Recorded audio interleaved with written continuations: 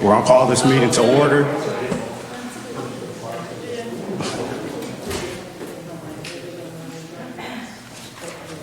Thank you, everybody. And are we virtual this evening?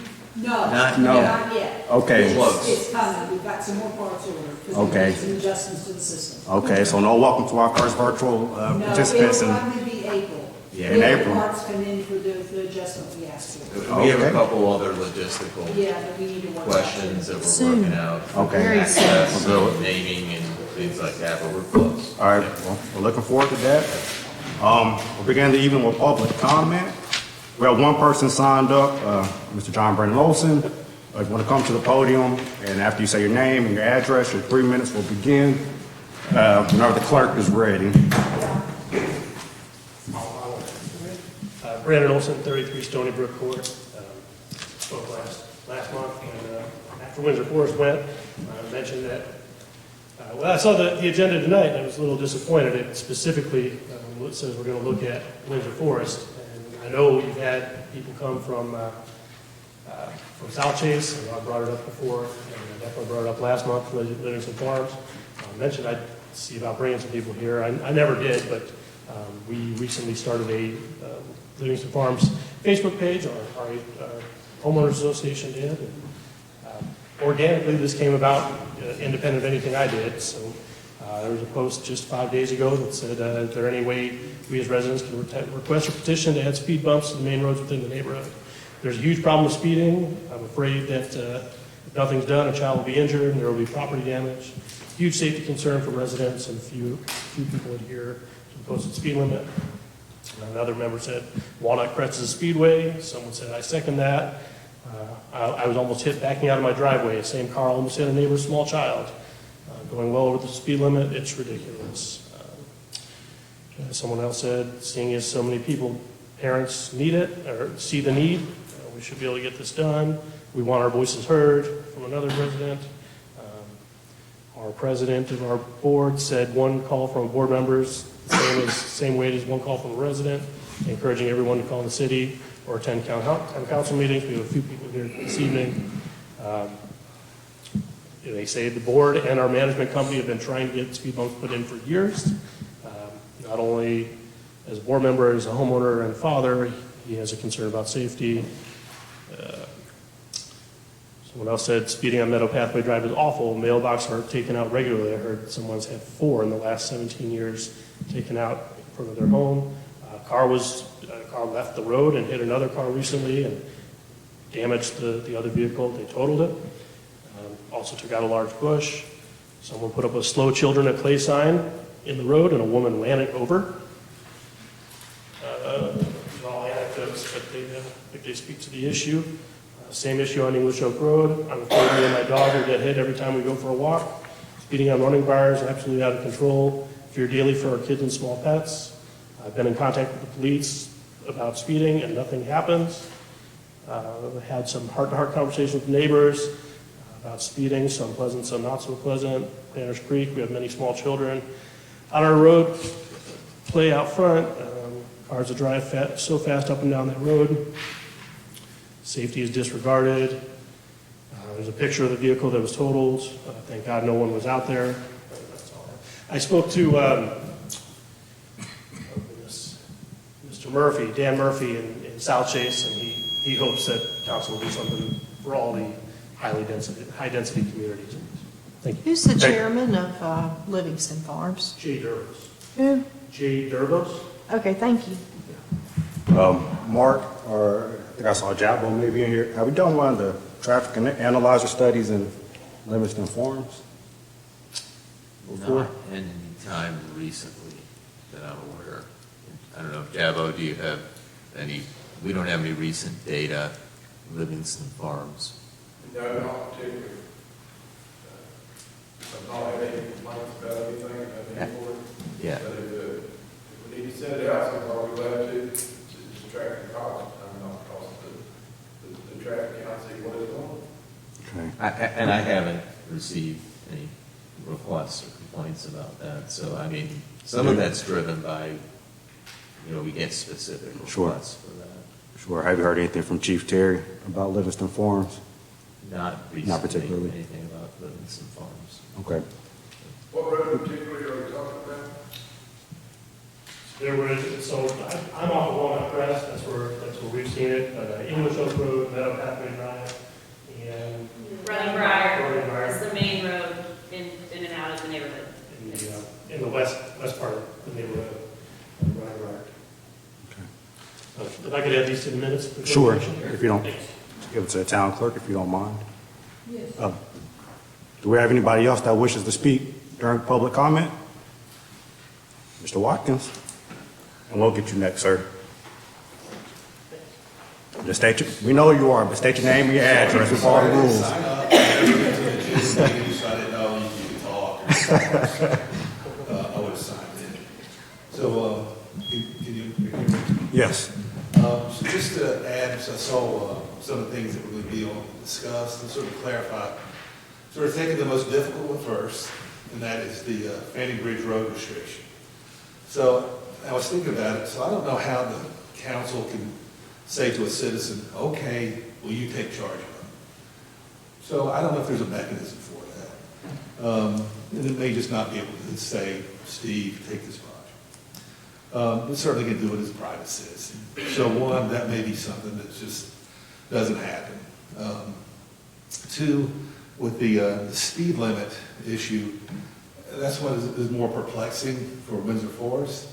So, you know, there's two phases in Windsor Forest. We refer to the Windsor Forest and other Windsor Forest. So you probably don't realize in the other Windsor Forest, there are no speed signs. Drove through there today. They don't have a speeding issue in that section because the entire development is cul-de-sacs. There aren't people driving through. So I saw there was an issue of maybe putting it to staff or doing a study. So one of the reasons I brought it up is staff has already told us no, that 25 is okay. So that's the reason we're bringing it up to council. So that's already been visited and told to us.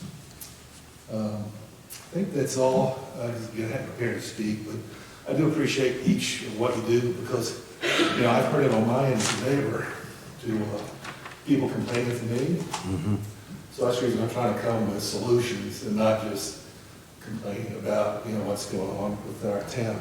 Also, issue with the police department was not at the department itself, but really the direction, where the direction is coming from. I don't know if it comes from mayor, manager, to the chief, but it was certainly, in hindsight, it was not meant to be against our police department, but really the direction of what they should be doing.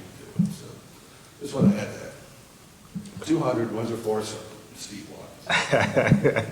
Thank you. Do you have any questions or comments? We're good. Okay. I appreciate it. And sir, you may approach the podium. And the floor be yours. Just state your name, your address, and then your 3 minutes will begin.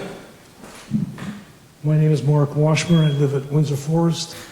I'm on Mountain Alder Lane. Been there for almost 20 years. I don't want to be a contrarian. I've heard different things that have been going on the last couple of times I've been here. And but at the same time, I want to express myself. Personally, I'm not in favor of speed bumps in Windsor Forest. I think if people drive the speed they should be driving, there would not be a need for speed bumps. From my experience, they're annoying. And if you don't need them, then I feel that it's unnecessary.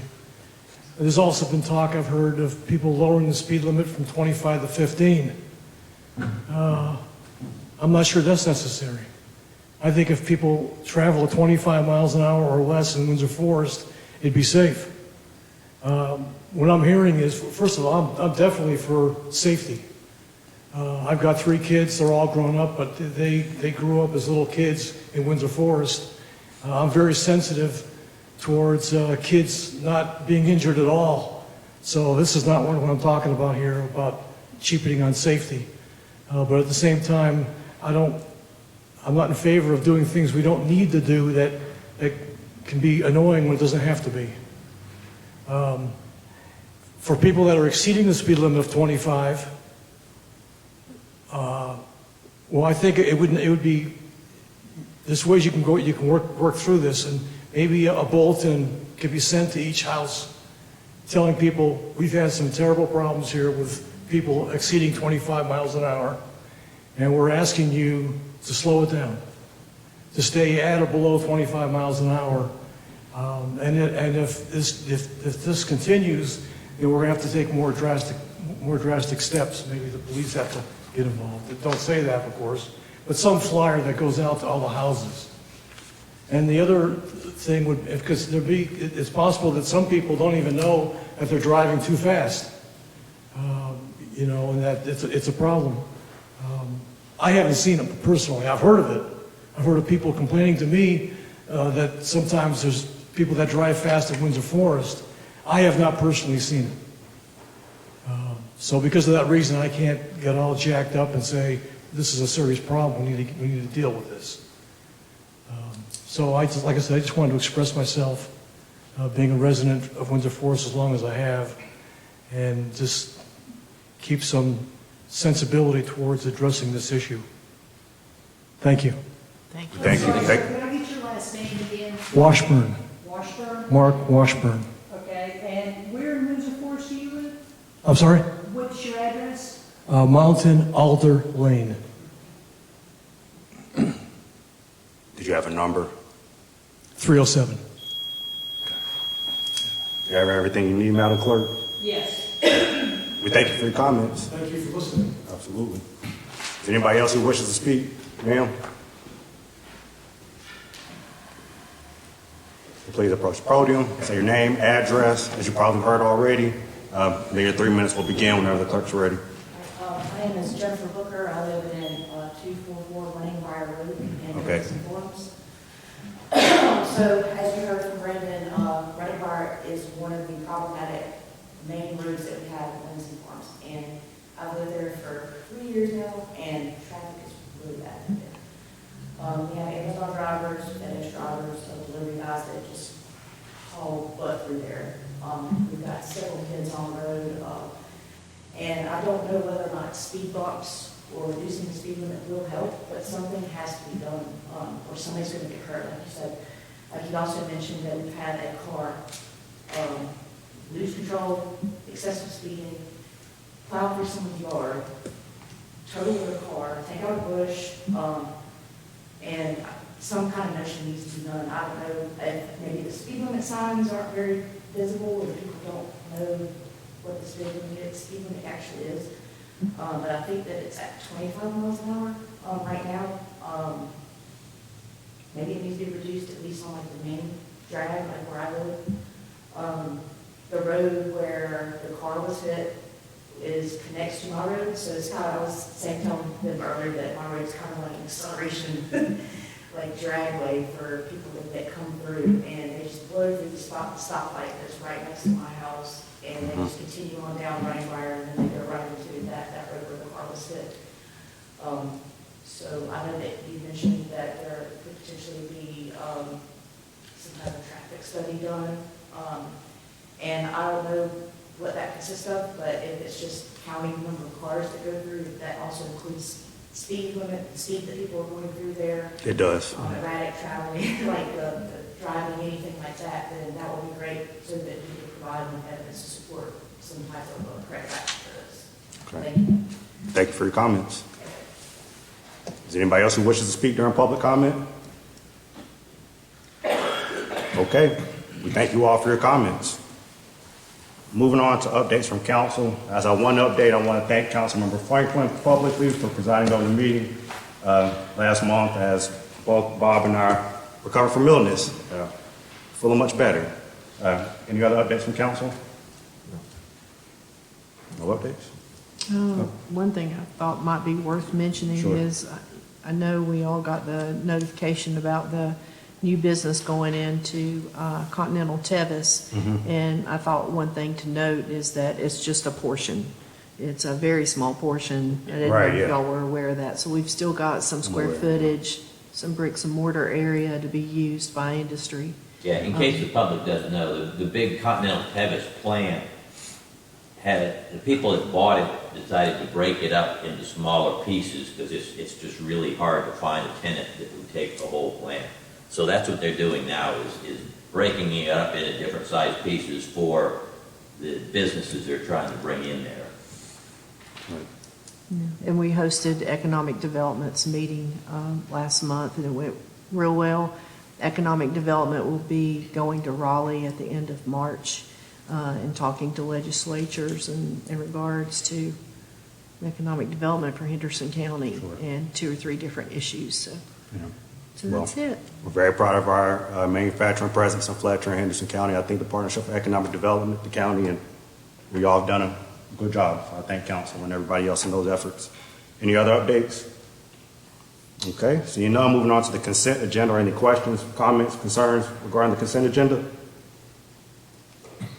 Okay, seeing none, item number 4 is the public hearing on conditional rezoning request on a portion of 49 Overton Place from C1 to R2. I believe Eric was here last month, and he explained a little bit about what this may look like. The planning board has recommended approval, and we'll have that public hearing next week. Are any questions, comments, concerns regarding that item before we move on? Did the town send out letters or contact the direct next door neighbors to see if there were any complaints, any concerns? Eric has to, so Eric Rupa has to send out a notice to abutters. Okay. And it's my knowledge, he hasn't received any comments back on that. That's the only And concern I planning have. board was, and he may have already spoke to you at the February meeting about it. It was a unanimous recommendation. And I will say, I went and toured the area, the owner called me up and I went and toured it, and I don't see it as a big issue, to tell you the truth. Yeah. Probably a lot better than a trailer park. Yeah. Absolutely. Do we have anything else on that item? Okay. Item number 5, next week we'll have a presentation from Mr. Steve Stave on a community project called Just Serve, so we'll be looking forward to that. And moving on to item number 6, the discussion of resolution R2302 in support of the 20% match requirement for an NPO planning grant related to the Cane Creek Greenway extension. Eric's not here, so I'm assuming that's you, Mr. Manager? Yeah, I'll just, so this is the planning grant that Eric had previously, he had talked to you all about it, submitted through the MPO, Land to Skies MPO planning group, the transportation group, and it's a common planning grant that they can get for studying paths, different routes, and then cost estimates for greenway trails.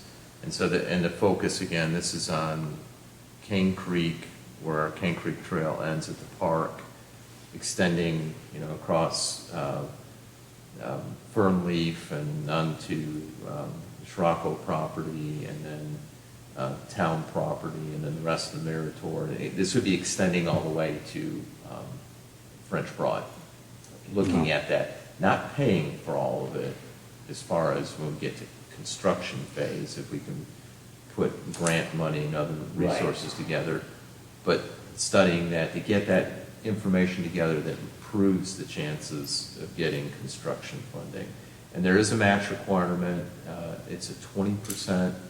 The grant application 70,000, so it'd be up to 14,000 local cash match.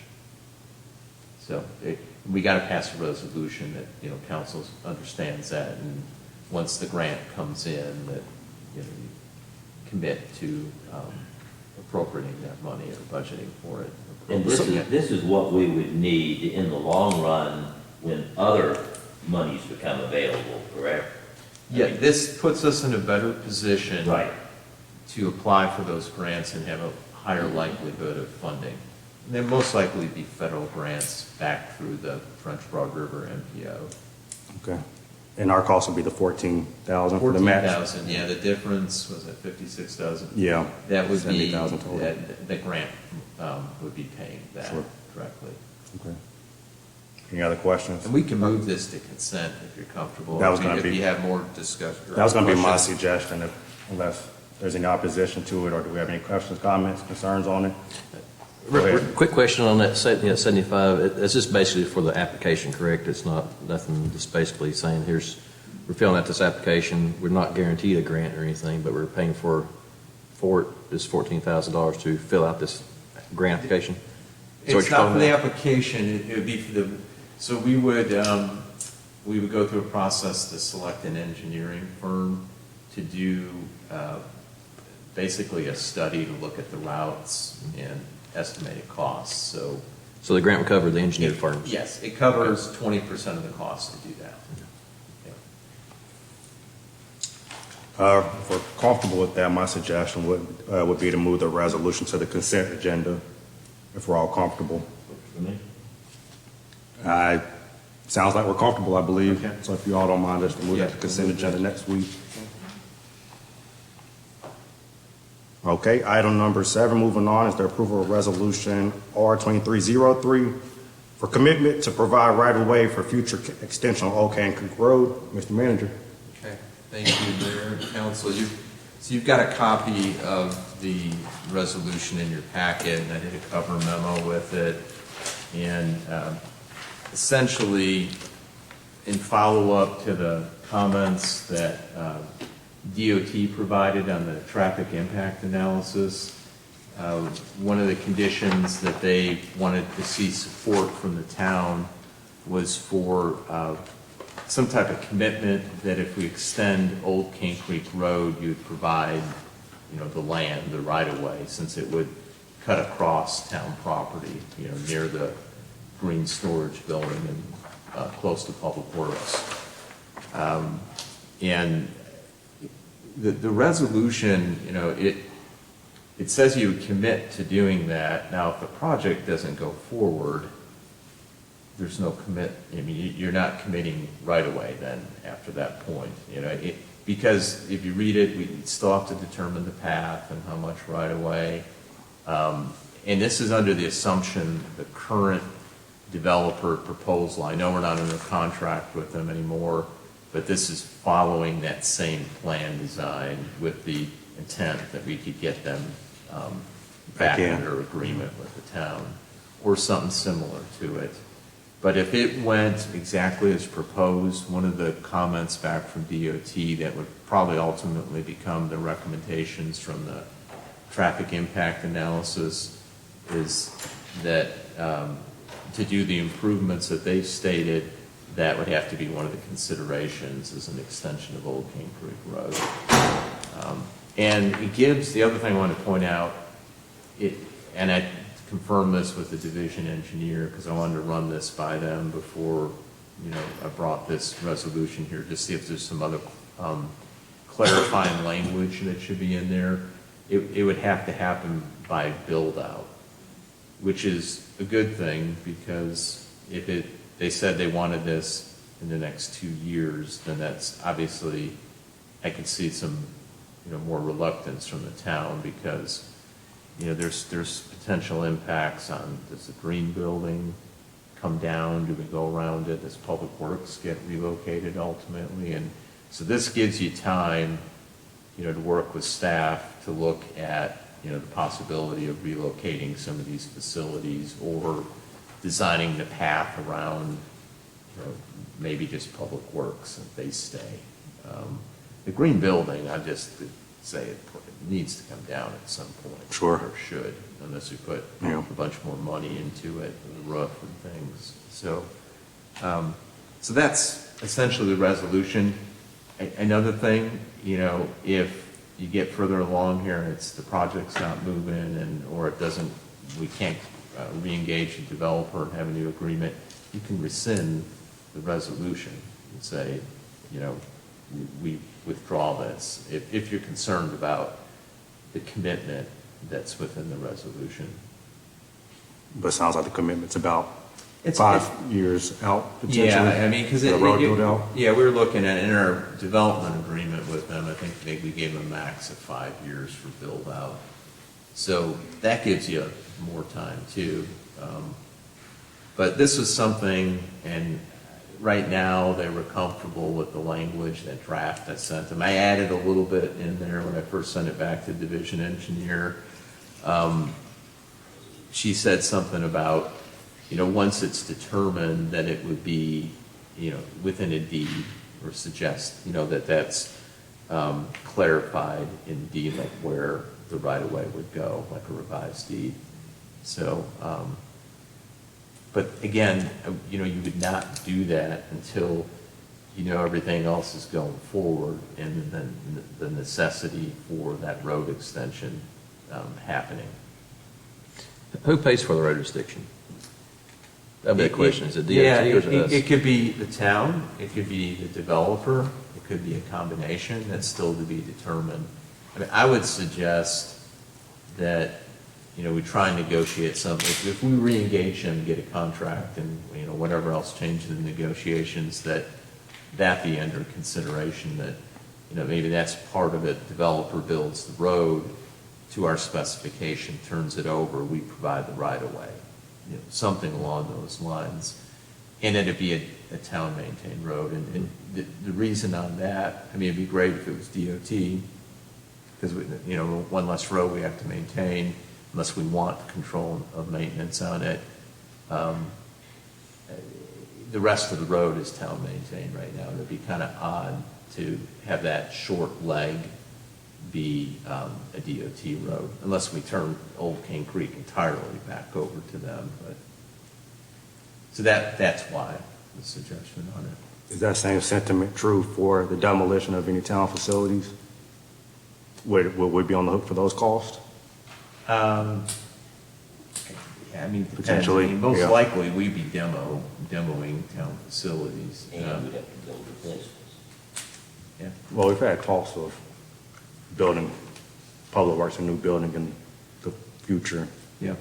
I Right. mean, that's in the bigger picture scheme of, it increases the capability to develop the property with the town facilities off of there. Yeah. And to a spot where it allows for some more expansion. I mean, if Public Works expands further onto the property, like where there's those storage shed buildings are, where they put some of the vehicles in, I mean, you're getting down into, that's already on the edge of the floodplain. And when it rain, you know, we get like the real extreme flooding, the waters come up into there. So, you know, there are some limitations of expanding on the existing site. I'll say, just given the effort and the resources that the town's already put forth in the town center project, and seeing that, you know, this could potentially take up to 5 years to build out, we have the potential to rescind the resolution if need be. I think I would suggest that we approve this next week. What are the thoughts from council? I'll tell you, I'm against it for several reasons. One is, no one has provided me a traffic study that shows that they can make that road tapping into Howard Gap Road a safe intersection. I've just not seen it. Yeah. The other thing is, it just seems kind of odd to me that if the developer that we've been talking to, who bowed out, but he wants to come back in maybe, if they took the gas station out of that development, this road would not be required. So basically, the town is doing all of this, paying this money, relocating buildings, so they can put a gas station in their development. And I just don't think that's a good thing for the town. I got one follow-up comment on that, and, you know, obviously they want that component in there, it helps underwrite the cost, and I know it's not, in the scheme of mixed-use development, wasn't the ideal, highest and best, but based on the aesthetics they were gonna do and some of the other components of it, you were comfortable with it. I have had a conversation with the engineer representing them that is something they would consider, is taking that component out. So there's a possibility they may come back into this without that element. Now, I'm not saying that's a definite thing. I think they'd still prefer that, you know, it go forward with the other improvements and the extension of Old King. The other thing about Old King Creek Road, you know, we've had multiple discussions over the years about opening up another access. So it's probably something at some point that would greatly help developing the rest of the town center property, which is still 40 acres around town hall. But if we developed that piece of property, we would probably do, just like we did with this piece of property over here, we would sell it to a developer who had an idea of what they wanted, and they would pay to put the road in, where now we're paying to put it in. Possibly. If he said that they will pay for the road, I, that would have to be I'll strong be very language. surprised if they agreed to that based on, you know, they didn't want to pay any extra for the other road changes. Well, it's part of, I mean, it's part of a negotiation, you know, that they'll be paying for all the other infrastructure costs on the original site. You agreed to do $150,000 towards the construction of the road through there. I just think Yeah, we're right. catering to what they want instead of what's best for the town. Unless they pay for the road, they should put that language in there for future growth. I'm not worried so much about that train of thought as I am just the fact that the roads are so overcrowded that it's not the developer's fault that we had overcrowding issues to begin with. And so to have another way in and out to relieve 25 in some way, and I totally understand it appears like it would really be an issue right there at Howard Gap, but I would like to just keep looking at it and try and work that out a little bit to where we've got parallel roads like a lot of towns that have these issues to where Yeah. people can, I mean, when we built it, we talked about, you know, having traffic coming through and I could see how it would maybe benefit as time goes on. So, you know, I'd just like to look at it a little closer because I think if we worked it a little bit, we could probably figure out how it would be beneficial for residents, no matter what developer does what. But we definitely don't want to fix Cane Creek only to have a developer say, oh, this road's in my way. So it's going to take some thought. We also, excuse me, it's the last agenda item, it's about legislative requests to our state legislative delegation, and one of the things I've suggested in there, and we've had it as a legislative priority issue for years, but we've never had a specific request or ask of a dollar amount, but now, you know, we know a little bit better some specific things that are traffic mitigation improvements that came out of the TIA that pay for some of this cost to extend the road, because it's an important commercial, you know, mixed-use development of our downtown area. So that's in there as well. I would suggest, and you know, we don't want to get into negotiations here in you know, meeting, but that's, you know, the road construction, that be a piece that, you know, the developer take on, if not all, at least some significant part of that for Old Cane Creek Road. And just to your point, Mr. Manager, Council, I did recently speak with Senator Moffitt, and the sentiment I got from him is that he is excited about the Town Center project and is very open and willing to help us with it, whatever that looks like for him. Now's the time to go big on this. You know, there's good resources at the state. We've, you know, other than some small safety improvement projects, roads and actuated flasher, things like that, we haven't had any real infrastructure projects funded by our General Assembly. And our state representative now has specifically asked us for projects, Representative Balcom and Senator Moffitt have. And that hasn't happened. And I mean, they approached us and gave timelines, not us having to go and ask to them. That's different. I haven't seen that in a long time or ever.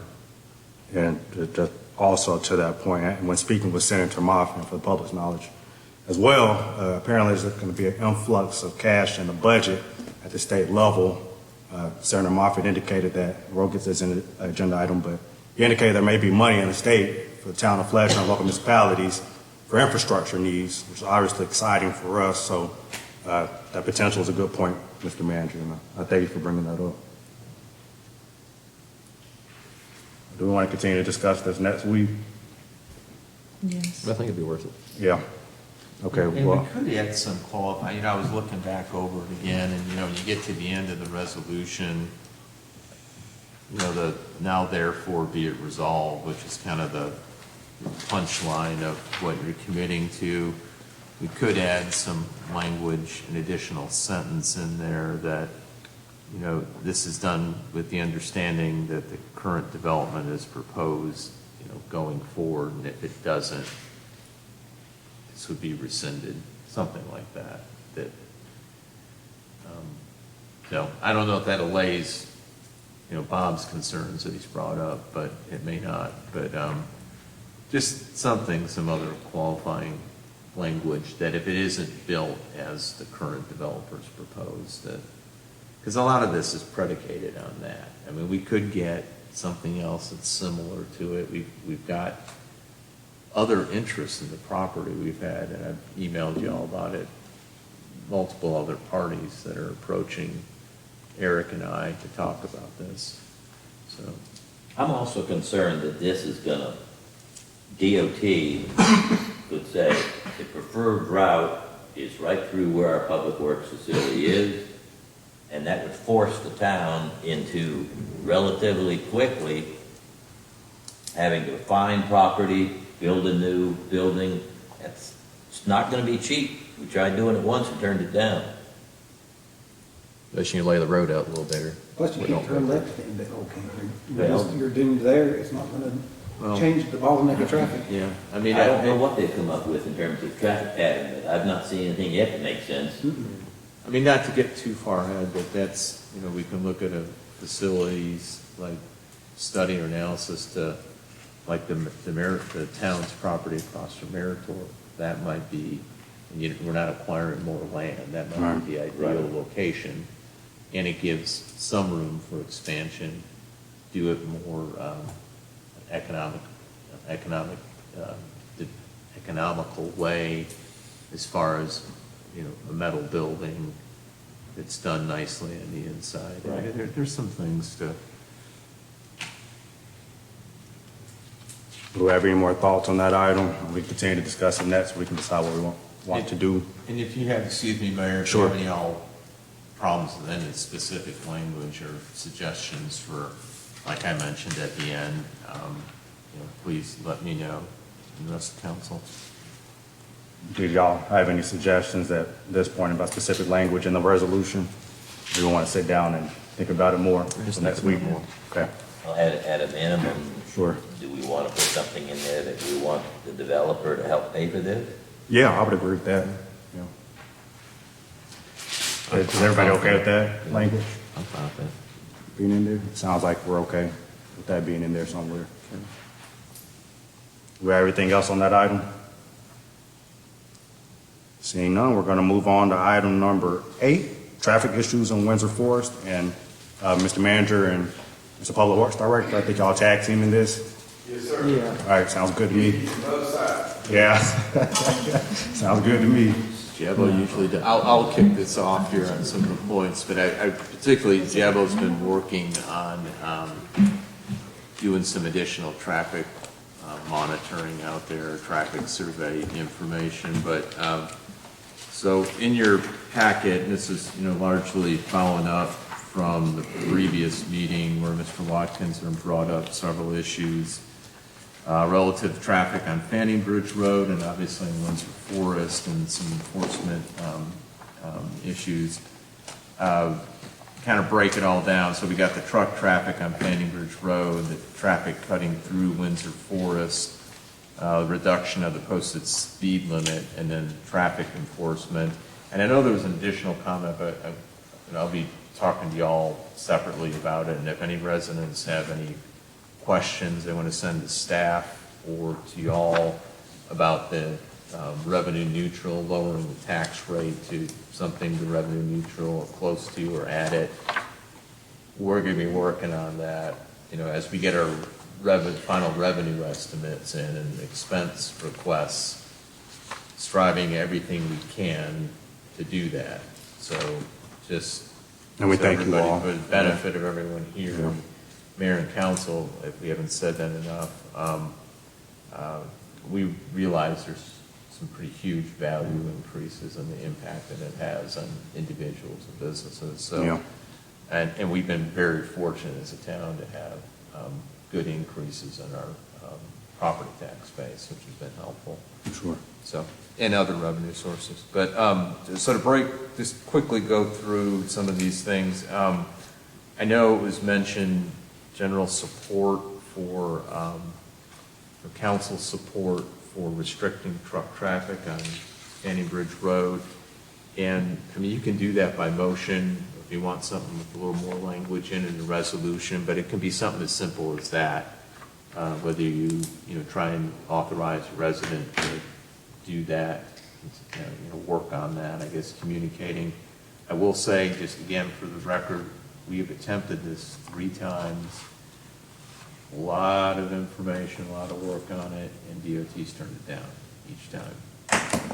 So maybe something will change now, but, and they bring up issues with commerce and lack of east-west roads and so forth. So, but that's a couple ways that you could do that is, just a general support for it to approach that again, and whatever you want staff to do with it.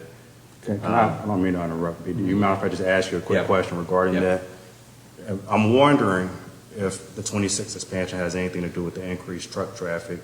I've noticed when I'm out working later in the evenings, I see a lot of trucks on the road. What kind of trucks? Like Dump big trucks? semi-trucks. Okay, Yeah, big semi-trucks are driving through 25. I'm not sure if they're also driving through Fanning Bridge, or if y'all are aware of that, if that's impacted it at Well, all. I know they're riding on a portion of Fanning Bridge, and Jebo may have some other observations on it, but, for example, we were dealing with something on Underwood where residents were complaining from the nearby townhome developed Stafford Hills about the noise in the middle of the night, and it was just constant dump trucks coming in there and dumping dirt on the property between the hotel and Blue Ghost. And so, with some noise issues and that, but there was a lot of traffic, at least coming on a portion there to dump the dirt. And so when you have construction projects going on, and this may be an extended one, but Yeah. we've seen peaks and then the activity drops off on dump trucks. Now, the semi trucks, we do traffic we've done them, and DOT's done them to show the percentage of trucks versus other vehicles that are on the road, and that gives some perspective Sure. too. But you'll see peaks in Yeah. when there's construction activities, Sure. but the dump trucks. And if I remember right, the last time that we tried to get DOT to block trucks on Fanning Bridge Road, the biggest reason that DOT gave us why they would not support it was because if you shut down that road, the detour for the trucks was too long.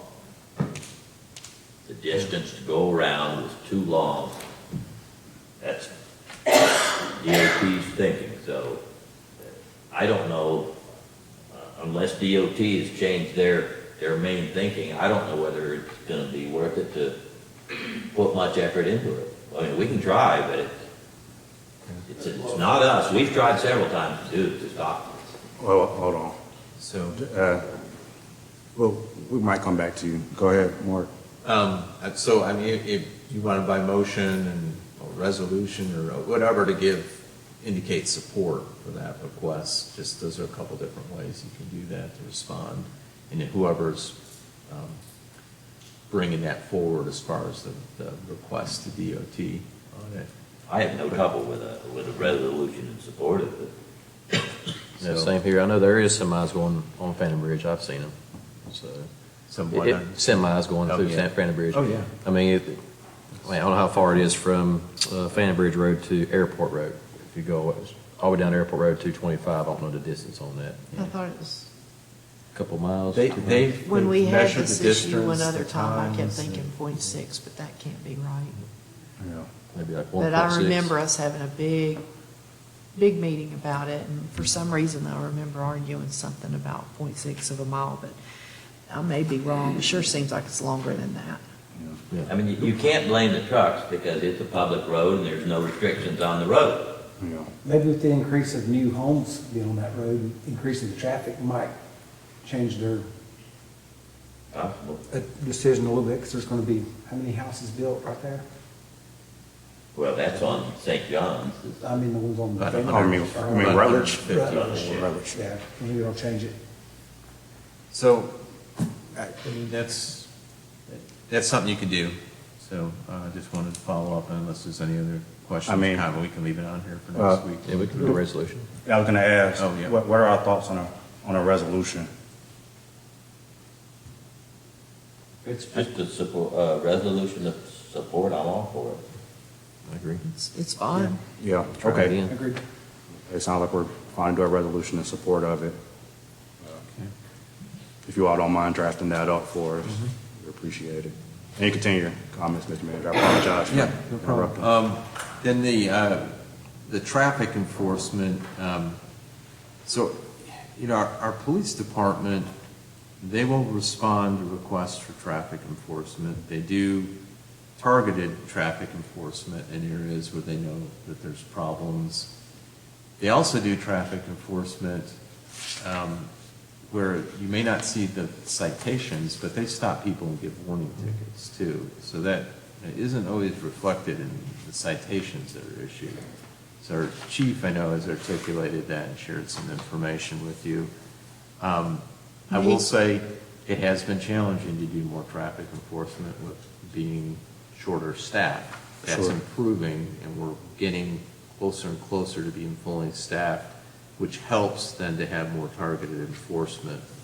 But they typically, you know, if you have a complaint from a resident or residents about speeding in a particular area, they will put out a patrol to do radar and do, you know, other stop sign violations, Sure. things like that.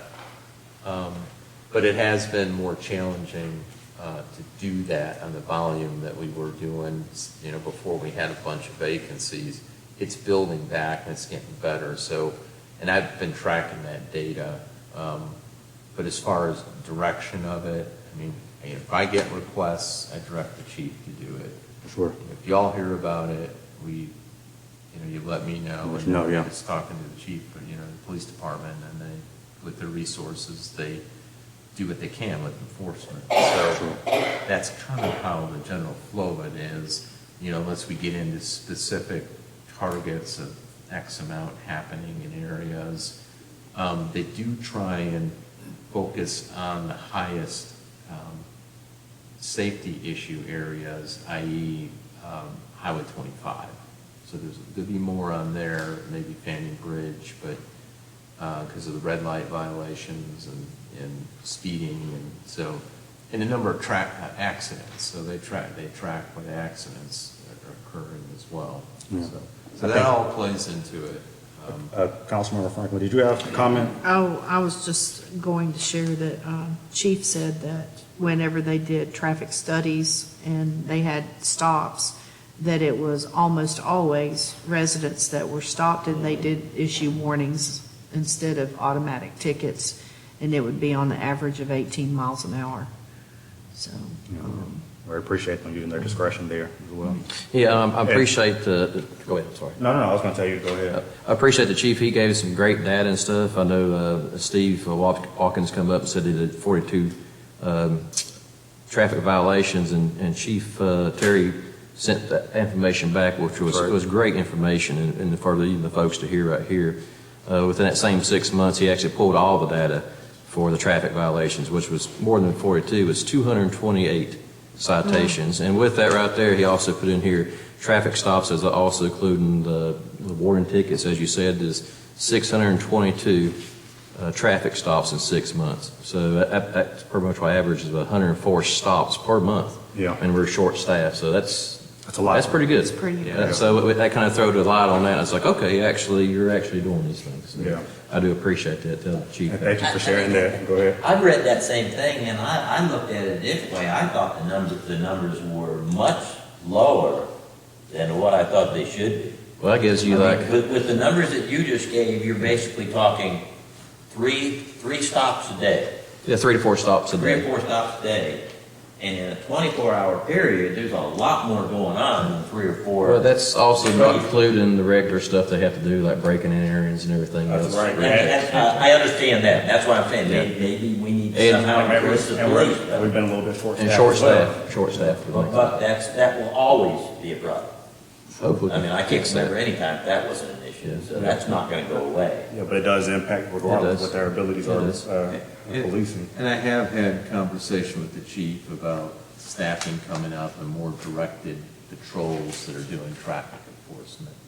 Because And I think- our data was down, you know, in COVID, they brought it back because they're trying to limit the interactions with people, and that was one with, traffic stops. And then we came out of that, and we had more vacancies than we ever had.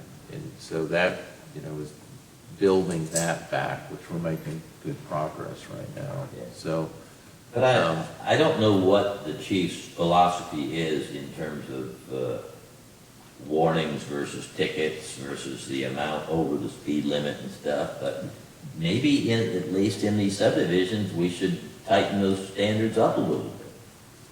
I mean, right now, I think everybody realizes there's no ticket given if you're doing less than 10 miles an hour over the speed limit. So that means that in these subdivisions, they can do at least 35 and get away with it.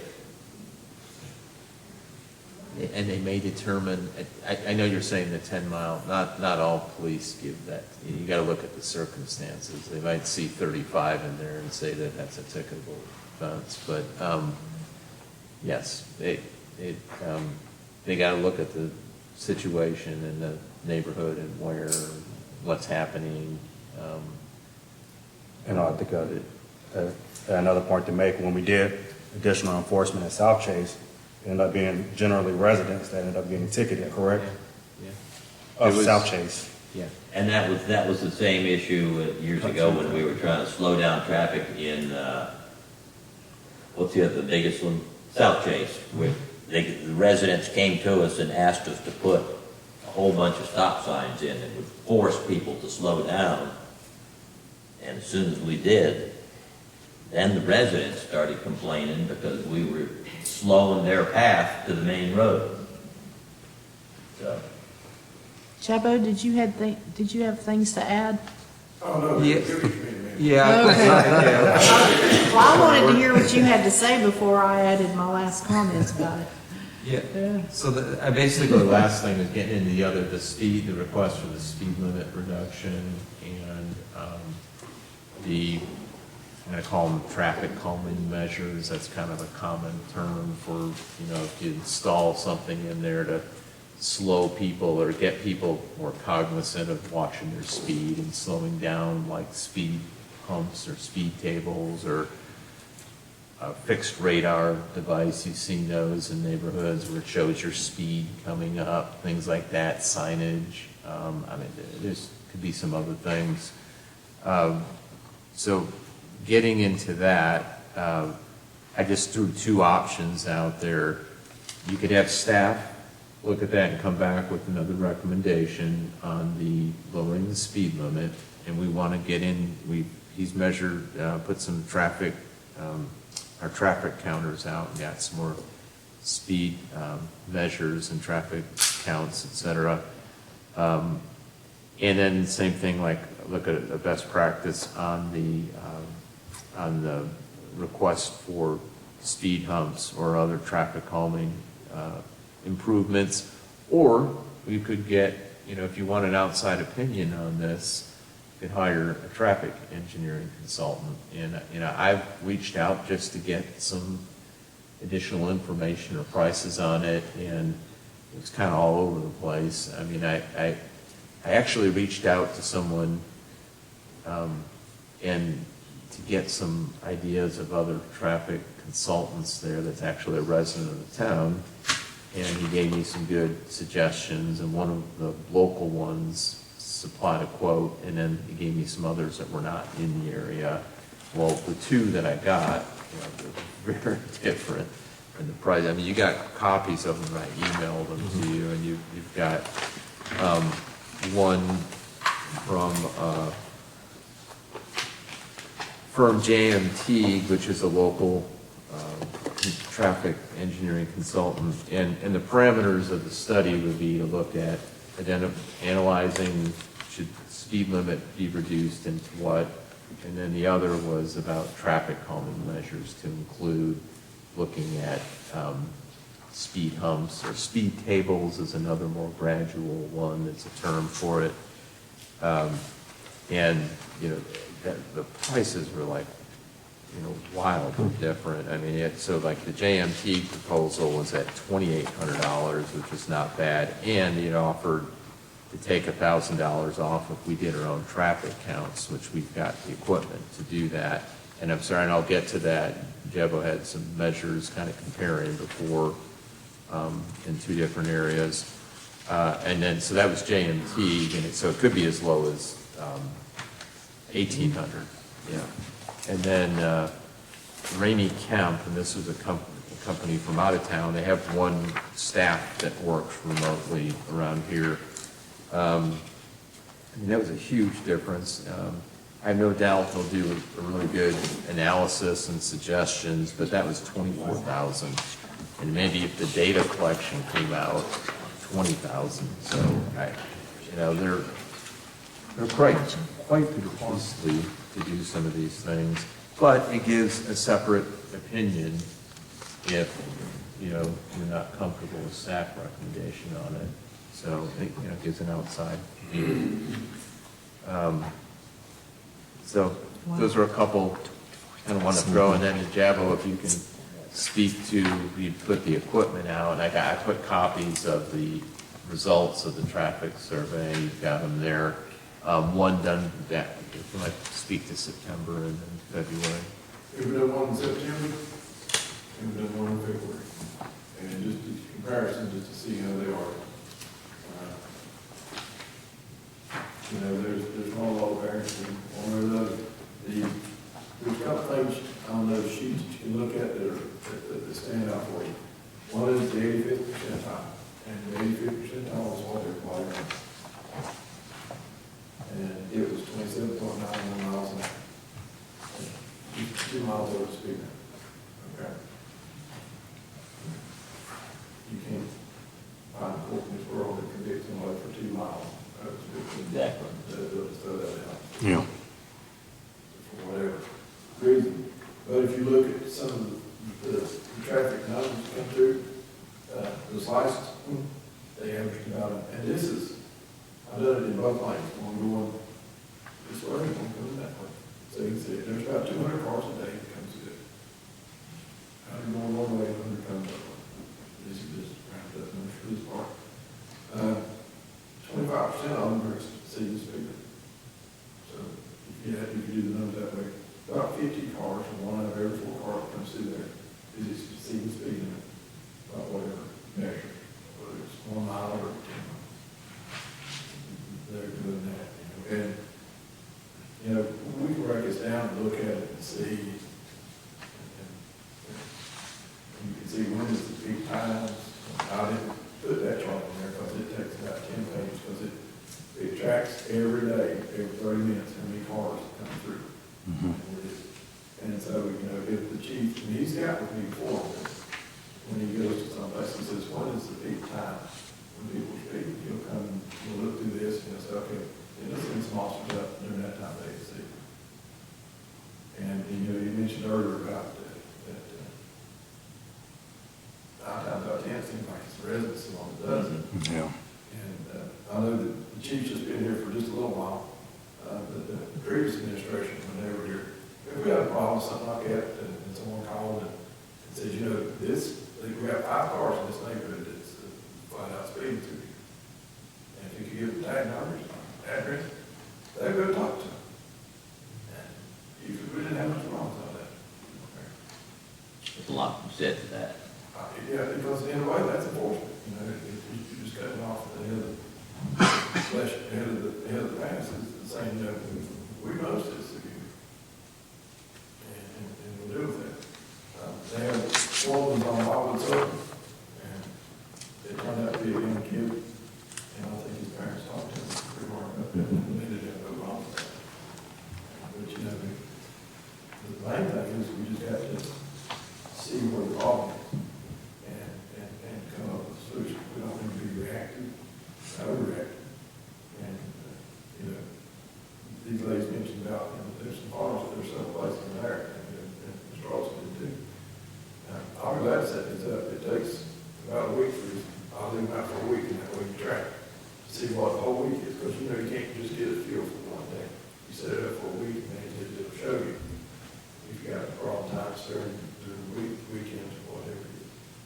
I would definitely want you to do that for Running Briar and also for Clover, because when Jennifer was speaking about that, I mean, that's a straight shot, and I could see how that could wind up being an issue, and if there's, it's not just teenagers, but sometimes it's just teenagers going wide open. And I also know a resident who brought it to our attention several months ago about Clover, and I'd like a study done on Clover for sure, because he sees the same cars going in and out and just flying wide open. So, We can do that, I mean, I plan on speaking to these.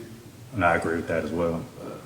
to these Just go ahead and do it. See where the problem is, because, you know, what we do is these things are just found into the road, and it just records everything that goes over. and then you go straight to the source and take care of it. And that way you can see it. And we currently, they're out right now.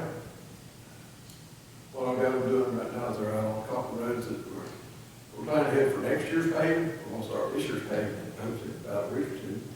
But for next year's paving, I'm trying to get traffic counts to see, you know, which ones we need to do, because we got two roads that are rated the same, and one's got 40 cars a day, and the other's got 400. Yeah. That tells you a lot of difference on that. Sure. So we use these things quite regularly. But we only got two, so that we can do that. Well, I'm glad to do that. I spoke with some residents in Windsor Forest, and not one of them, out of the few that I spoke with, wanted speed bumps. And there was only one that mentioned that he knew there was some speeding going on his street, but none of them were really for lowering the speed. They thought 25 was sufficient. So, but that was just a handful of neighbors that I knew right away. Yes. The residents that I spoke with, I spoke with a few residents that I knew in different areas in Windsor Forest. Not one of them wanted speed bumps at all. And they really didn't care about the speed limit being lowered as well. They said it's not that big of a deal, but no, they didn't feel like the speed limit needed to be lowered either. And I'll say that we, Cul-de-sac? I'm sorry. Pardon? Do they live in a cul-de-sac where it doesn't affect them? They're in your Windsor Forest neighborhood. So I tried to pick and choose some neighbors that I knew I could reach out to, and also that were in different spots in the neighborhood. And I'll also say, we all received an email today from a resident who, if we implement these speed tables or speed bumps, that it may impede on his even ability to live there because of the type of cars that he drives.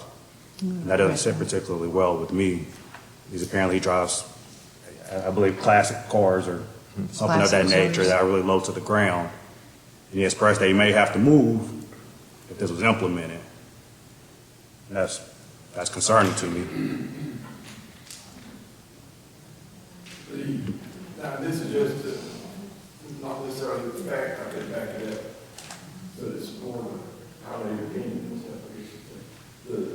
At the park, at the crosswalks, that's what they're designed for, speed there. Okay.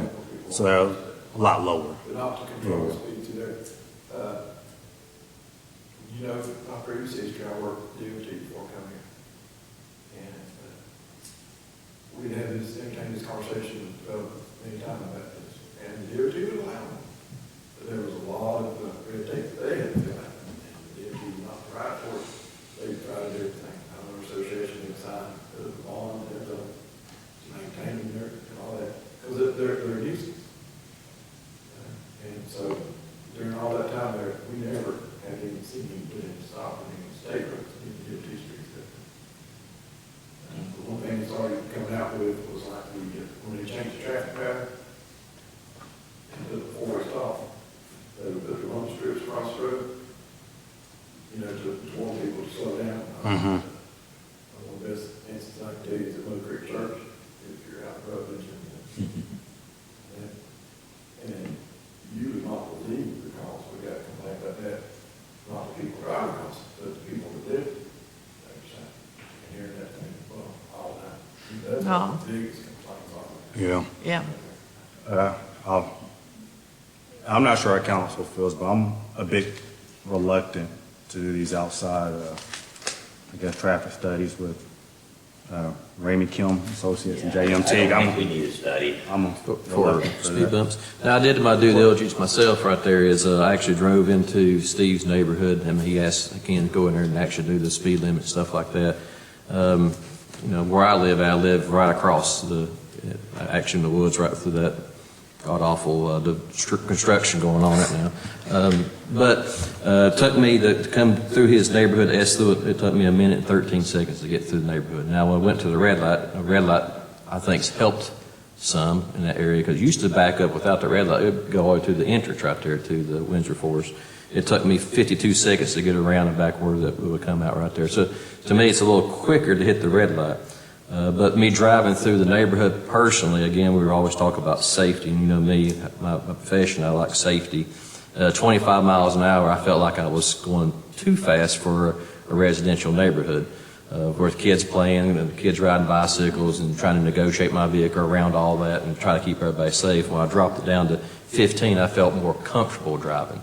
So this is just me. I'm okay with dropping down the speed limit or looking at dropping the speed limit for safety purposes and stuff like that.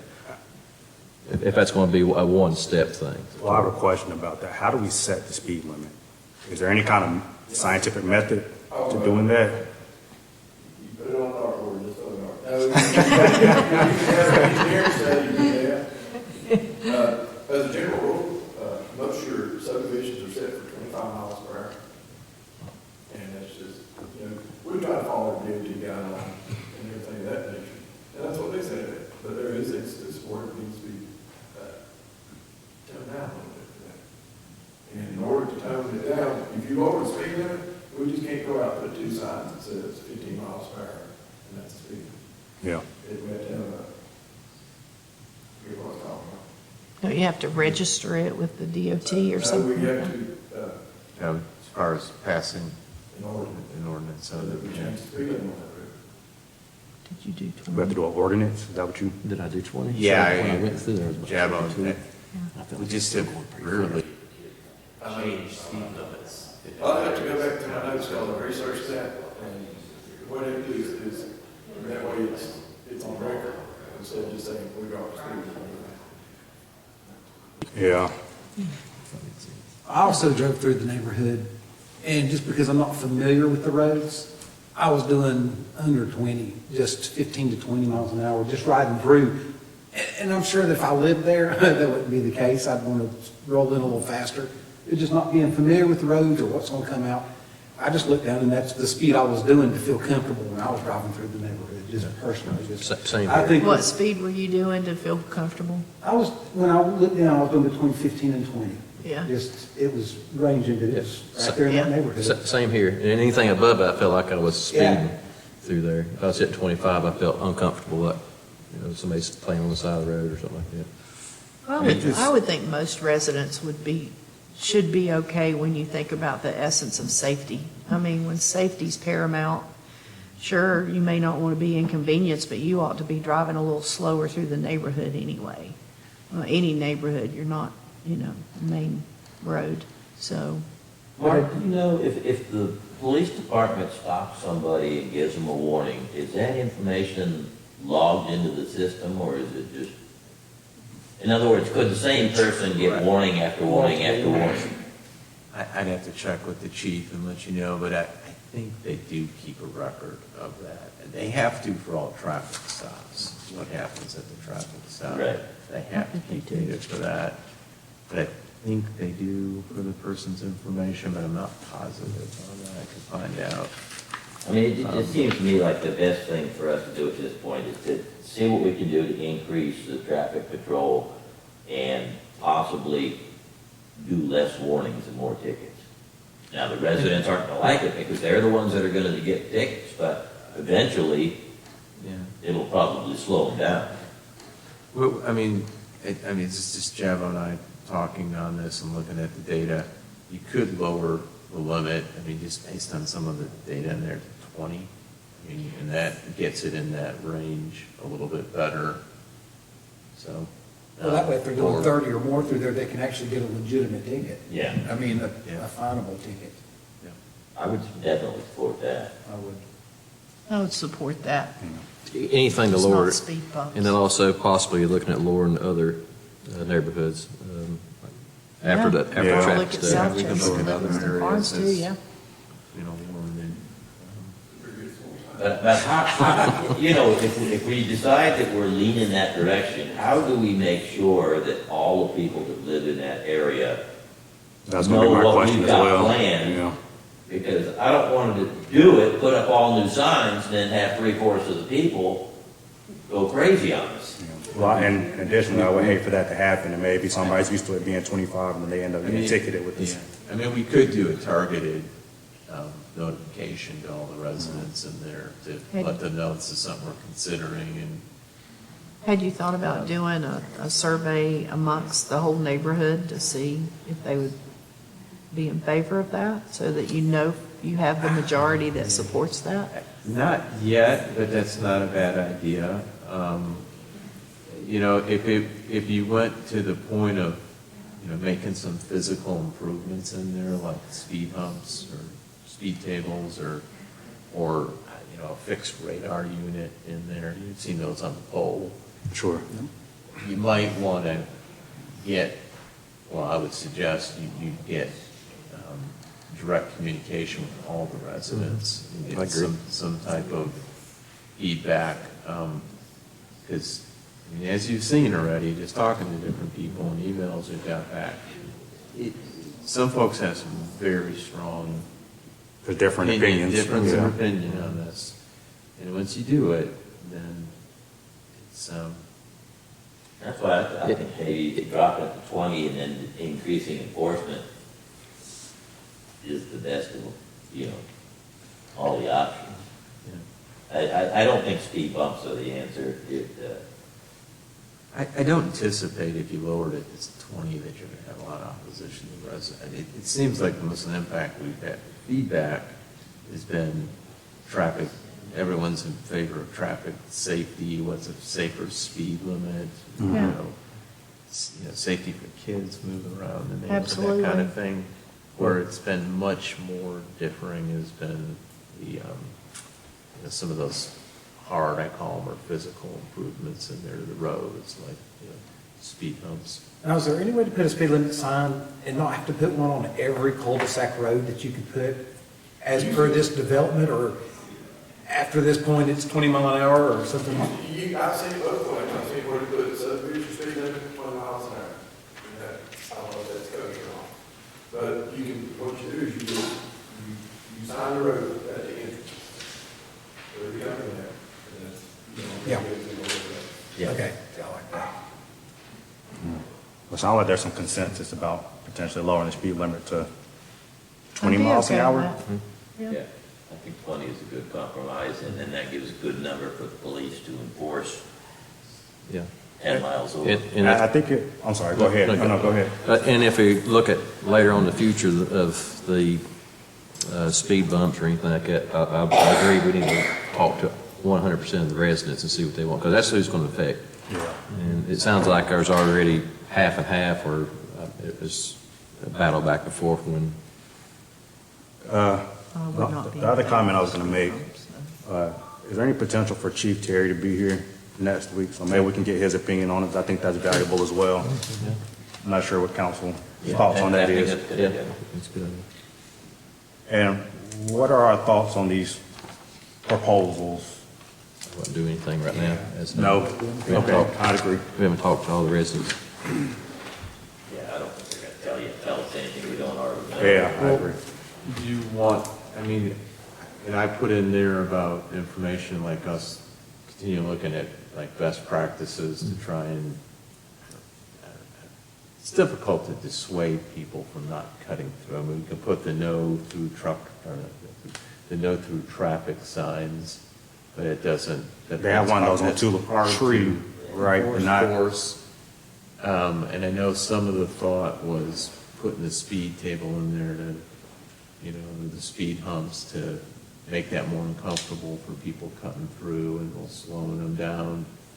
But, you know, there's some other things we could look at doing beyond that.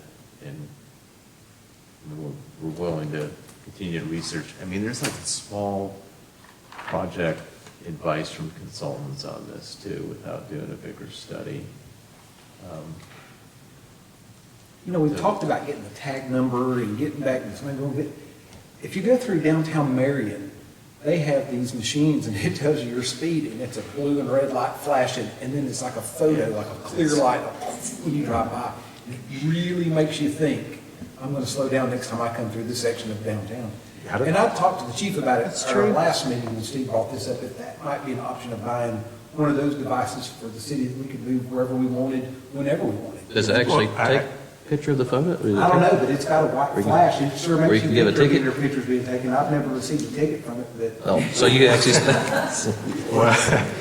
mean, I did roll past it a little faster, because right there in downtown, it's 15 mile an hour on this little curve under the train trestles, and I was doing like 25 or 30 probably. So Well, I didn't do it twice. I mean, how does that impact the residents, though? I can see some residents being upset about Well, flashing lights being, Well, and I being, agree, but I'm just thinking that even like in Mr. Olson's neighborhood, which is a little more high traffic, wider road, bigger, there might be something on the way there or back or something that, just an option of, you know, or maybe not running it at nighttime where it's flashing so much.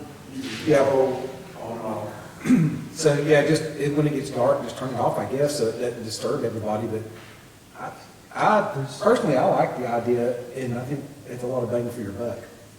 And maybe that's not a bad idea, if we got some kind of machine that actually took a picture of the car. Yeah, And because it might be doing then, that. I don't think we should be given tickets based on it, But you could. but you can identify the vehicle and then have the police officer go talk to them. Or mail that picture and say you were doing 45 and a 20.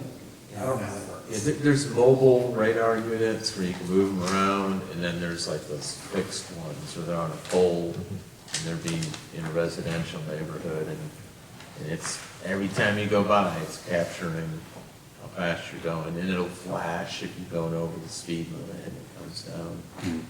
well, I would still like to hear from Chief Terry to see what their Yeah. capacity is to even be able to do that. Okay. Do we? And I'll keep this on here, and you can all have additional time to think about Yeah. it as far as, and we can work on the lowering the speed limit, if that's a consensus, or if you want to take any action on it. We'll bring back any other ordinance requirement for that. I mean, it sounds like a consensus at the moment, but I think we want to make sure we're talking to Chief Terry first, at least I would. Sure. And I appreciate the information you shared. Thank you, Joe. Yeah, thank thank you, you, Jabo. Jabo. You got the equipment out there quickly and was gathering that, so that was We can do good. that, And I do think that whenever we kind of finally decide on what we want to do, we should somehow poll or at least warn the people living out there, one-on-one, this is what's happening in your neighborhood. Yeah, yeah. A lot of times, when they change the DOT, when they change the speed limits, or when they put a new red light or a new traffic pattern change, they'll put a warning sign. For example, is, Rutledge and Van Ridge, they put the new traffic pattern, new speed limit. Right. Mhm. It's got the two flags on each side. Oh, yeah. And They stay up. They don't leave there forever. They'll Right, right. stay there for, a couple of weeks. And then it becomes useless. Just one other comment and follow-up, and Jabo touched on it before, and, sometimes when we knew who the common offenders were, if we had information, the police can go talk to them. I mean, of course, if neighbors see things, let us know, and go talk to them. The commercial activity in these neighborhoods too, the Amazon truck. Yeah. Yes, if they're going too fast or driving, we got information on them, we can send something to the company. Every one of those vehicles have a number. Yep. And it'll be, whether it's a numeric and with alphabet or just numeric. And if anybody ever catches that and says, truck A was coming through my neighborhood at 3:15 and he was 5, we can contact that entity, whoever it may be, and tell them about this and say, this is not the first time it's happening, we want to start enforcing this. And usually the house will be towards the Well, it might be worthwhile just to send a general letter to the Amazons and UPSs of the world that I deliver into the neighbor on Windsor Forest, to go ahead and let them know that there's been some complaints. Our residents, I'm not sure what our thoughts are. I say put the sign up there for 2 flags and have a policeman patrol it a little heavy. That'll slow it down real quick. Thank you, Jabbo. Do we have any other questions, comments, concerns on that item? I'll bring this back. We may not have the resolution ready about Fanning Bridge, but we'll get that. And I'll talk to the chief about him being here. Sure. Moving on to item number 9, if there's nothing more there. Item number 9 is a request for funding assistance from the state legislative delegation. Ask Mark to put together a list for that. If you did for us, thank you, Mark, for that. And the floor is yours. Okay. Thank you. So just trying to think about some of our projects and priorities and coming up with a list that maybe wasn't too long, but would higher priority. There's 3 things that are identified in the staff report for you. And Representative Balcom asked about prioritizing them. So we may want to think about, I have them listed 1, 2, 3 here, and maybe that's the priority, but you may have different thoughts or not want these projects. But so, body-worn cameras and in-car camera systems. So this is a public safety thing. As you know, we have in-car cameras for our police department, but we do not presently have body-worn cameras. And our in-car camera system's getting old, and in order to upgrade that, we want to integrate it with body-worn cameras. So this is a specific request, and it's about $235,000 to do that.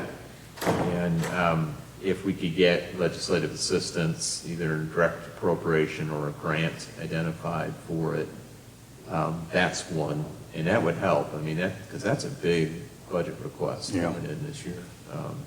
So you'll see it in our operating budget for the new fiscal year, the requests.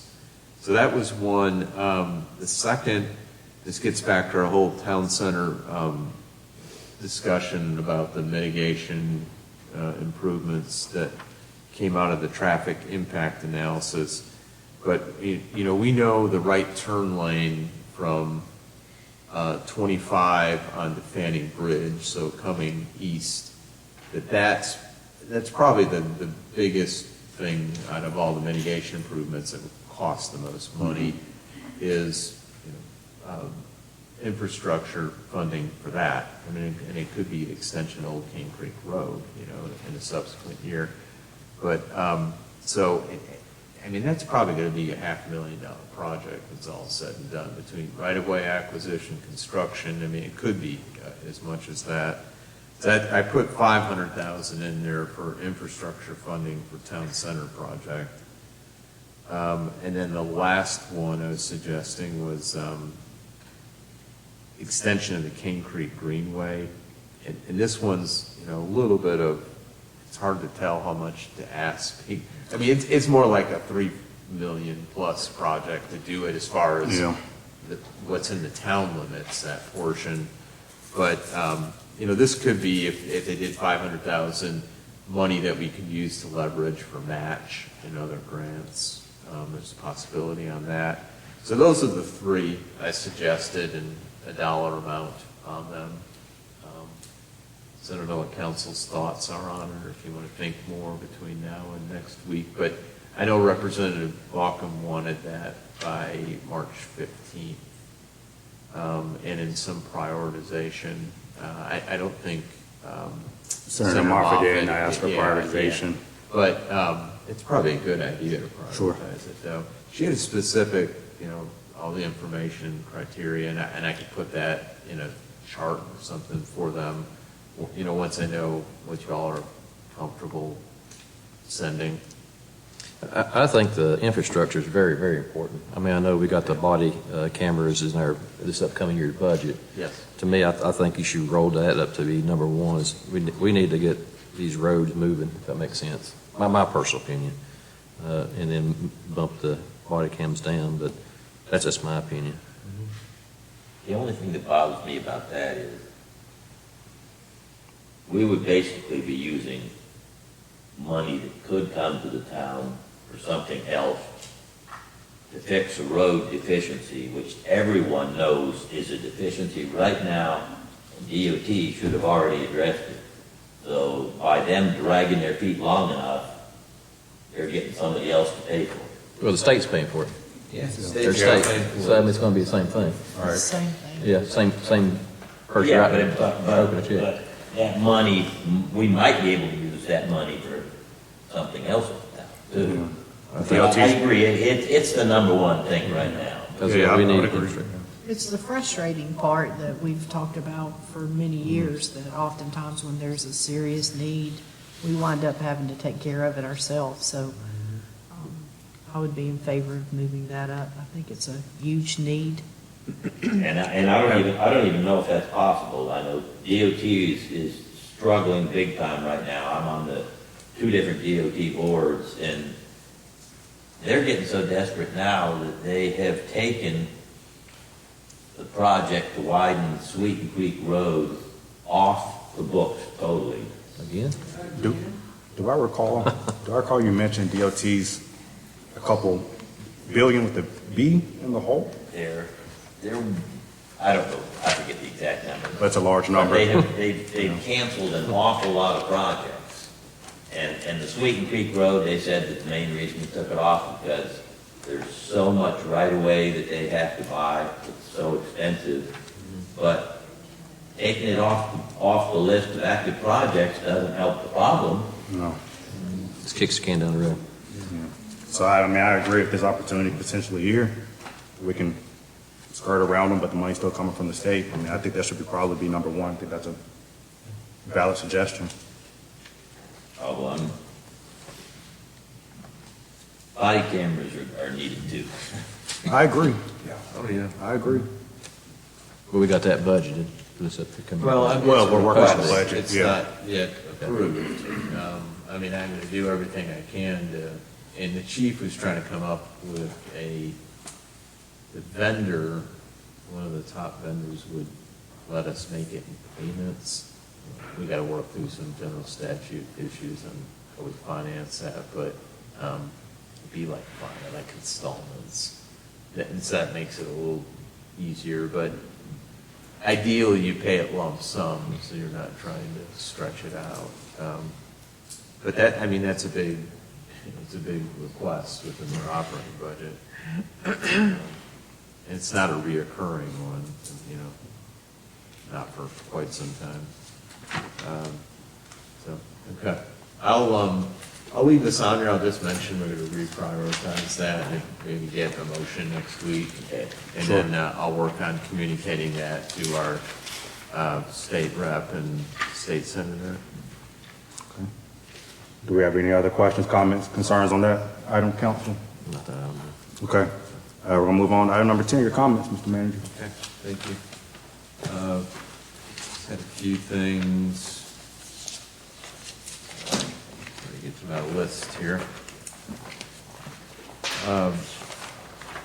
The Polko Citizen Survey, so that closed on February 24th was the closing date to get survey responses.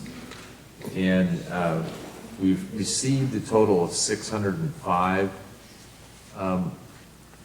I need to get some comparison. How does that rate or compare to other clients? But that's a 21% response rate for our households, which is, considering it's a survey, is not that bad.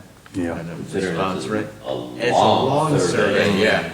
I mean, people don't like to do surveys, and I understand unless you're really interested in it, or you have a complaint or something you really want to compliment, you're not going to take the time to do it. So that's actually not bad. I had numerous people contact me, and their comments were that was a long survey, but it wasn't really complaining about the length of the survey, because I think they could tell by the questions that were asked that it's going to be information that's going to be valuable. That's one of the concerns I had, is too long, people just kind of pitch to the side. Maybe, I don't know if there's some other way we can shorten it if you do subsequent ones, so we can, compare improvements or things that change. And then the results will be due March 24th, so we'll get our report by the 24th of this month. That should be coming. On the basketball, tennis, pickleball court project, the bid packets have gone out to 5 construction firms, and bids are due on March the 9th, which is this Thursday. If anything changes on that, I'll let you know. So obviously hoping for some good competitive bids. If there's no questions on that, the stream bank repair, that's underway. If you've been out at the park, you can see Huntley Construction digging out that area to reinforce it, and then they're going to put these boulders. You can see the boulders there going down at the base and up the bank a little bit. And they were, if the weather allows, hopefully by March 17th is their goal to get that done. Satellite annexation. So I've emailed you all, and I think you've gotten an email directly from the administrator of today we Burley, received one. Yeah. about interest in their new campus on Old Hendersonville Road, getting that annexed into the town. Now, it would have to be a satellite annexation because it doesn't touch our primary corporate limits. Mm-hmm. And there are some limitations on doing a satellite annexation, that there's only a certain amount of acreage that you can annex as a satellite piece of property. In the general statute, it's 10%, and after our calculation of that acreage and how much we've done already as satellite parcels, because we have some other satellite annexations, the balance is 332.9 acres. If you annex the Fernleaf property, that second part of their campus, it's a 93-acre parcel. So that would leave your balance at 239.9 acres. So it's just something to keep in mind. And I think you all have expressed interest or general support if they bring that forward. And it's about a 3-month process to do it.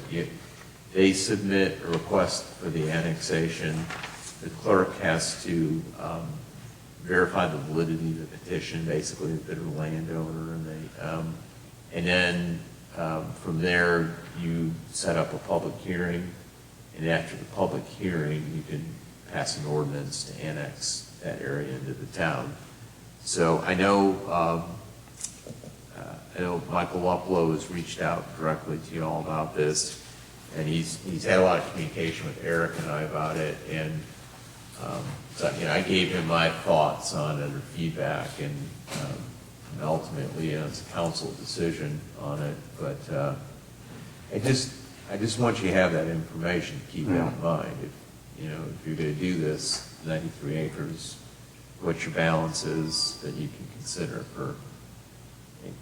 Usually, I know we have some residential ones, but they tend to be more interest in commercial. But I asked Mr. Luplow what his goal was for annexation. He said August, but I'm sure that 3-month process has already been communicated to him. But if not, you might want to let him know that. yeah, we've told him the process. Okay, so he's but okay. we'll remind him of the whole thing.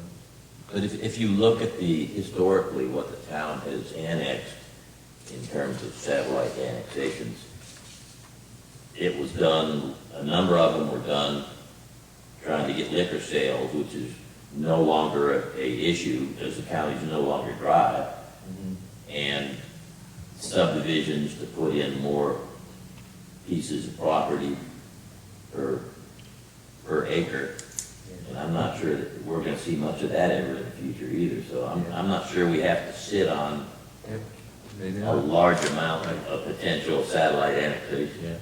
You don't see a lot of, well, this is where we're seeing, staff-wise, what we're seeing coming in, is they're only approaching us if they want to do a development, it's usually residential, and they don't think they can get the zoning from the county that favors what they want to do. So they go to us, or the county tells them to come talk to us. And, obviously they'll explain all the, wonderful merits of doing that development there. But, you want to do that just because maybe you can zone it better, unless there's enough value of that coming in, you feel. I guess my question is, what's the benefit for the town? I mean, are they paying anything since it's a school? So basically, they'll be getting our services for free, like trash and everything else. So the benefits. Not trash collection. I think policing It's would be essentially fine. just Yeah. public. It's just police. Yeah. And fire would be there automatically Yeah. anyways, Yeah. because it's in the Fletcher Fire and Rescue District, which all of town of Fletcher's in.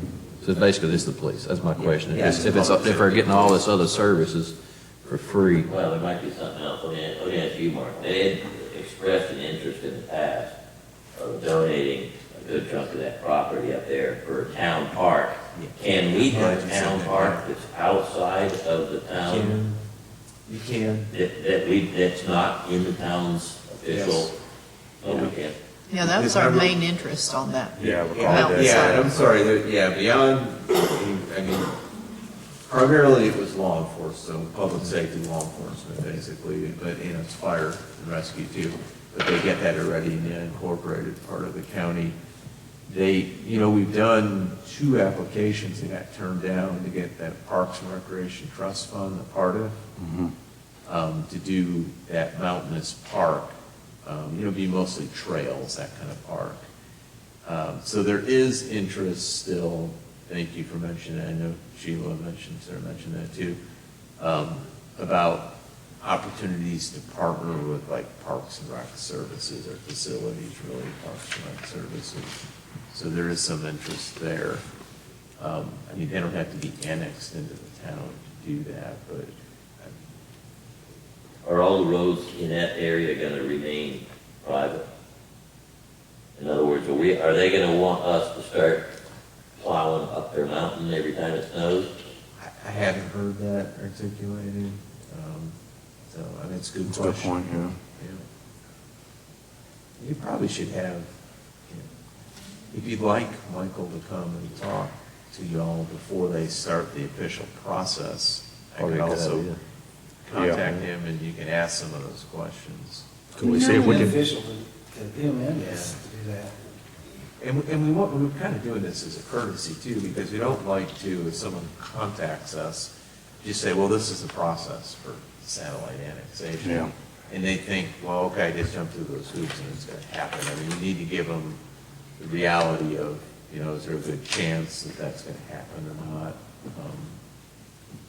I think it might be beneficial to have them come. And, Councilman, did you have a comment? Oh, I was just going to ask, when is he having these lunches? Because I've just missed It's been the something about that. first of the month. Yeah. First Wednesday, I think, of every. First First Wednesday. Wednesday? Yes, Okay, because first it Wednesday. was last week. Because I saw, Yeah. That will be the win. I didn't. Yeah, know, I was, but I saw that on the email also. This is the first, First Wednesday of every month, it's down through the rest of the school year. It is, I didn't know I'm not that. sure of the specific timeframe, it's like Well, So I'm wondering. he- 5 to They've been hosting, 45 or something like that, I'd have to look up the timeframe. they've been hosting town staff. Yeah, well, email on? yeah, they've been sending, we send around to staff, and I didn't realize they were inviting, not that they wouldn't invite council, but I didn't know. I was invited to one. I didn't know it was a recurring thing, though. I just knew All about right. the one law enforcement one. That'd be a good opportunity to have a discussion with him. Yeah. Would you like him to come? I would. You're all Sure. on the agenda, okay. All right, I will do that, and, this last thing, and I'll remind you again next month, we've got the pill drop and document shredding event coming up on Saturday, April the 15th from 9 to noon in our parking lot here, south parking lot. So it's been a really well utilized event for people to come get documents shredded and turn in unused medications and have them safely destroyed. So, and we'll do another reminder. We'll do a connect call get one of those out as well, the blackboard calling system. But, you know, that'll be here soon. Yeah. Yep. So that's all I had. Okay. Do we have any other business from council? Bob, do you want to discuss this? No, I Budget? just passed it out to Okay. individuals, just something you can start thinking about. Okay, did you get one more? Yes. Yes. Okay. I got three. You got some more items? Yes. Go ahead. Real quick, I guess it could be toward Mark. Notice there's a light pole got damaged up here. Yeah, that's Do you know right. anything Yes, about it? yes. Probably at least pick up the pieces and maybe put a traffic, me on safety, so they can walk through on the sidewalk and trip over and fall and get hurt. Something like cap it Or something, just showing that, Yeah. hey, that's going on, but the pole and everything's still laying right there in the sidewalk. I think the pole's gone.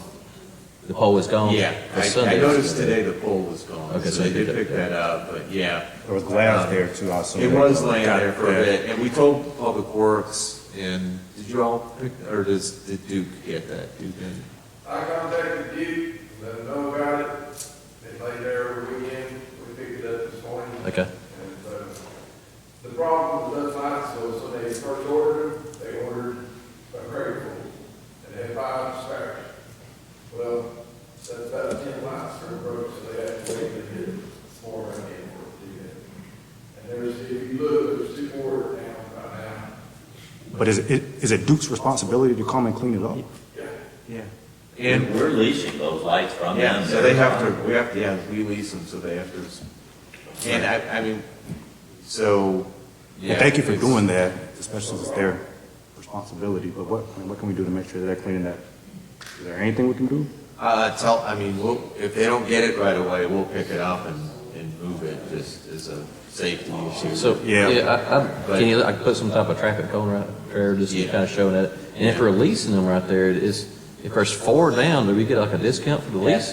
That's me. I think we're to the point where we need to start looking into Yeah, that. if we're getting charged for, say, 20 lights, we only got They 18 can't going, replace we it should, within a month or something. yeah, I didn't realize it was leasing, but, That's not fair at all. yeah.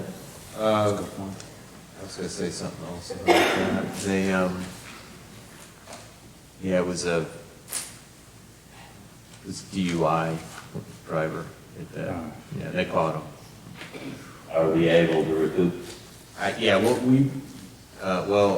Duke, I think, would probably go after their insurance. Okay, that's gonna be my. Just like We did for 1 year. someone who was, it was a DUI arrest, hit that pole right on the island here near the police department. Yeah. Parking lot, and that's one of our lights, Yeah. not Duke's. Oh, okay, And it took forever to get that, but we went after the insurance on the individual, so. Like I said, 2 more. The flashing light in Hooper's Creek right there around Livs's farm, it's been sitting there forever. Do you know any status on that? Yeah. Looks like it's ready to go, it's just, Gavel's you're smiling been back giving there. regular updates. So it's all ready to go. They had the power set up. The power box was in the wrong location, right? And now they've relocated it, and they're waiting for the inspection to come. You have to have an inspector inspect the power box or the power location, and then they tell Duke and they flip it on. So, I mean, we're thinking it's going to be pretty soon here. And they have fewer inspectors now. The state, they don't use like county building inspectors to do it. They have some special. Sub it out, probably. Yeah, and they're lower staffed on it, so that's the last we heard. But it's imminent. I mean, the power's there. They changed it to where it was supposed to go. They're just waiting for the person to inspect it, and then once they do that, Duke turns it on pretty fast. So I would hope within the next several weeks it's active. Yeah. Good. And this is real quick last. I noticed that the development across from Foam and Fabric, they cleaned all that up, and they were supposed to be putting commercial buildings in some, I guess, apartment complex. It seems there's a for sale sign. Did they sell it? And that's not going to happen now, or what's? Have you heard anything on that? Yeah. It's like it's changed. I say, we were concerned about it. Eric Rufa has reached out to them and said, you're still doing this for commercial properties in there, and, you know, they're saying they are, because we got concerned, because it had a little map on there that showed, Yeah. you know, commercial, and then that was gone, and it was for sale. So they've said it's still supposed to be commercial development in there, especially in light of the fact that you did a rezoning on that, a conditional zoning, not completely, a conditional zoning to allow for this small apartment complex in the back. So, no, yeah, we've reached out to them and it said, you know, that's what it's been approved for. So, and we're watching it. Hopefully they don't try and pull something different and go a different direction. But yeah, no, I mean, good observation. Yep. I have a question. Okay. That's the only three I had. Yep. Any other business from council? Okay, seeing none, do we have a motion to adjourn? Make a motion. We have a motion to adjourn. Do we have a second? Second? We have a motion and a second. Is there any discussion? Seeing none, all those in favor of adjourning say aye. Aye. Those opposed?